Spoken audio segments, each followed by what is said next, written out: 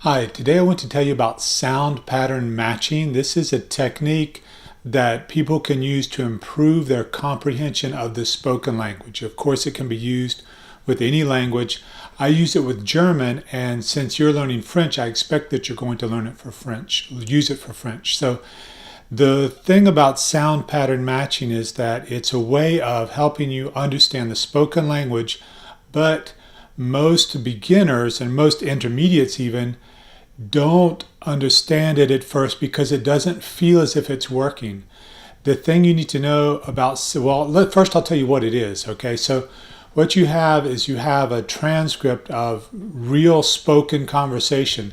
So this needs to be something that's unrehearsed and it's native speakers speaking to each other, not slowing down and pronouncing things carefully for a non-native audience. So if you're learning French, you need a conversation between two French native speakers so that they're not pronouncing all the sounds. They're speaking quickly and only pronouncing the speaker is only pronouncing the sounds that the listener needs to hear in order to understand. So the speaker, because he's speaking to a native listener, is pronouncing the minimum sounds, the minimum number of sounds, the minimum amount of sounds to be understood. So he's not slowing down and speaking slowly and distinctly for a non-native speaker. So you need a recording like that. So you could get that from French radio, for example, or you can get it from our recordings at FluentFrench.com or listeningdiscovery.com. You need this type of recording, and you need a transcript. The reason you need a transcript is because unless you're already fluent, you are not going to recognize all of these sounds as being words that you already know. So the problem is that you have a word that you already know that you would expect to have 8 different sounds, maybe 3 vowels and 3 consonant sounds, or 5 consonant sounds in there, and you're only going to hear 3 of them. So you won't recognize the words you already know because when they're spoken, the native speaker doesn't need to pronounce all of those sounds in order to be understood. So you need a transcript so that you can match up. And what you're doing basically is you're taking the transcript that you have and you're saying to yourself, okay, if I see these 5 words in the transcript and I listen to the sound and I don't hear them in the sound, it must be not because they're not there and they're not spoken. It's probably just because I don't know what they sound like in spoken French, or only parts of these words are spoken, only parts are pronounced, and there's some words that are dropped. So the words that are the sounds that are going to be dropped are the same. So a native speaker is going to drop the same types of sounds in the same places when he speaks. So if you learn the pattern, then you'll be able to understand native speech, but you need to match up. So the exercise, I call it matching. I just take a transcript and I listen and I say, okay, these words in the transcript must be in the sound. What do they really sound like? Or which sounds are dropped? And so you're matching up the sound you hear with the words on the text, and that's called matching. And the reason that so few people know about this, for example, I do webinars where I teach this to people who are signed up in my newsletter. And the reason so few people know about it, I think, is because if they ever have the idea of trying to follow along in the transcript, they realize immediately that it doesn't work. And here's why it doesn't work. It actually does work, but it feels as if it doesn't work because at the beginning you have an added disadvantage as a non-native speaker. It's that your ears are not yet tuned to spoken French and they don't know what to listen for. So you have 2 disadvantages. You have the one that I already spoke of where the native speaker is not going to pronounce all of the sounds because he doesn't need to do that in order to be understood by a native listener. So the sounds won't all be there.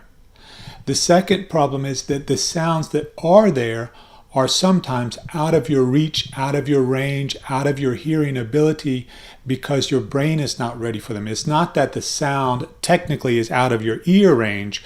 Your ear could hear it if it heard only that sound and you paid attention to it, but you don't know which sounds to pay attention to because you're just not used to it yet. So what I teach people, and they find this out when they use the exercises at listingdiscovery.com, is that your ear will adapt itself, but to adapt itself, it needs to listen to the same sounds over and over again. So what I'll have people do in the exercise at Listing Discovery is I'll have people listen to, let's say, 20 seconds of sound again and again until they can hear about 80% of the words that are in the transcript.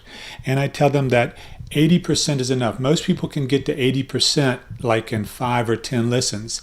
There will still be words that escape them, and I tell them, don't worry, as you continue to listen and as you continue to do this exercise where you're matching, which causes you to concentrate and pay attention, as you're doing these exercises, your ear will improve. So in a few weeks or in a few months, you will hear the sounds that you don't hear today. You will hear words that you don't hear today.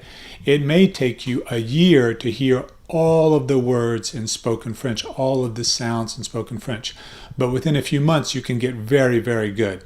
So, and keep in mind that you don't need to hear all of the sounds in order to understand 100%, because you also have context helping you fill in the words that you weren't sure of. So just like in English, you don't have to hear every single sound I speak in order to understand me, because if you miss a word or two, or you're unsure about a word, you have context. So you think back in your mind and say, oh yeah, he probably said this. You'll do the same thing in French. But this matching exercise is what I do to help me with German. And what I like about matching, listing and matching, is that it's inexpensive. All I need is a transcript and a recording, and it's low pressure. I can do matching. It's a fun activity, more fun for me than doing a grammar exercise, for example, or doing a vocabulary exercise, for example.